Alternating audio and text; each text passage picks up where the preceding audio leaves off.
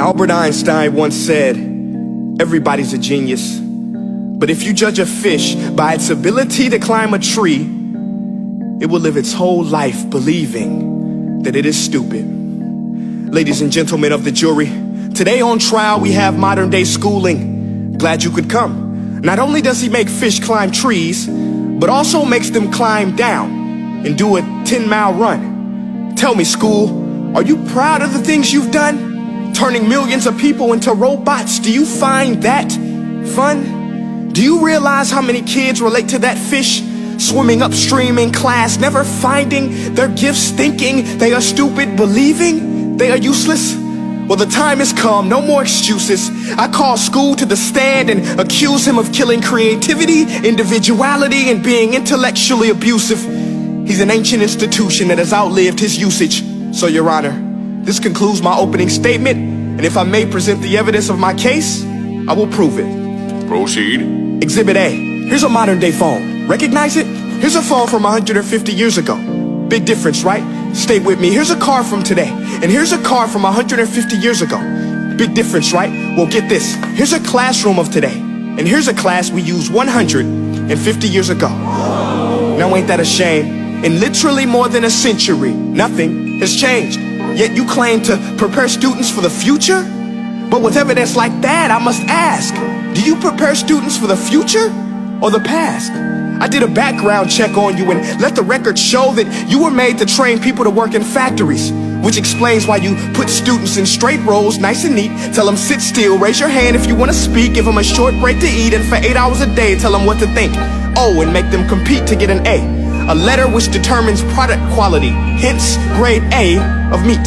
I get it. Back then, times were different. We all have a past. I myself am no Gandhi. But today, we don't need to make robot zombies. The world has progressed. And now we need people who think creatively, innovatively, critically, independently, with the ability to connect. See, every scientist will tell you that no two brains are the same. And every parent with 2 or more children will confirm that claim.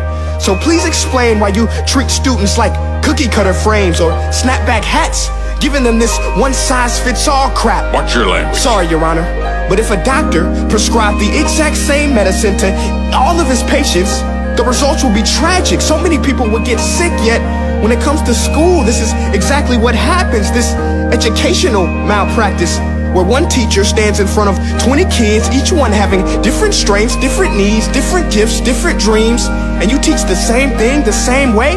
That's horrific. Ladies and gentlemen, the defendant should not be acquitted. This may be one of the worst criminal offenses ever to be committed. And let's mention the way you treat your employees. Objection. Overruled. I want to hear this. It's a shame. I mean, teachers have the most important job on the planet, yet they're underpaid? No wonder so many students are short-changed. Let's be honest, teachers should earn just as much as doctors, because a doctor can do heart surgery and save the life of a kid, but a great teacher can reach the heart of that kid and allow him to truly live. See, teachers are heroes that often get blamed, but they're not the problem. They work in a system without many options or rights. Curriculums are created by policymakers, most of which have never taught a day in their life. Just obsessed with standardized tests. They think bubbling in a multiple choice question will determine success. That's outlandish. In fact, these tests are too cruel to be used and should be abandoned, but don't take my word for it.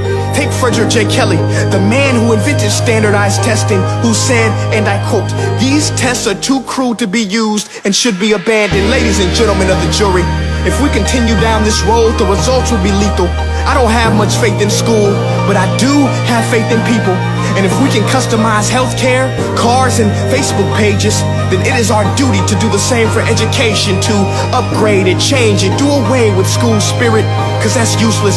Unless we're working to bring the spirit out of each and every student, that should be our task. No more Common Core. Instead, let's reach the core of every heart in every class. Sure, math is important, but no more than art or dance. Let's give every gift an equal chance. I know this sounds like a dream, but countries like Finland are doing impressive things. They have shorter school days, teachers make a decent wage, homework is non-existent, and they focus on collaboration instead of competition. But here's the kicker, boys and girls. Their educational system outperforms every other country in the world. Other places like Singapore are succeeding rapidly. Schools like Montessori, programs like Khan Academy, there is no single solution. But let's get moving, because while students may be 20% of our population, they are 100% of our future. So let's attend to their dreams, and there's no telling what we can achieve. This is a world in which I believe, a world where fish are no longer forced to climb trees. I rest my case.